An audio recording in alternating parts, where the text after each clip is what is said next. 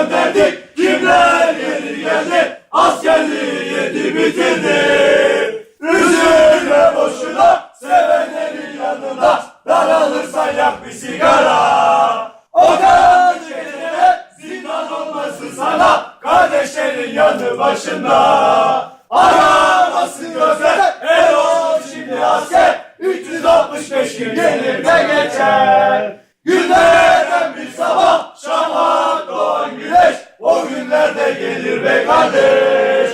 Eli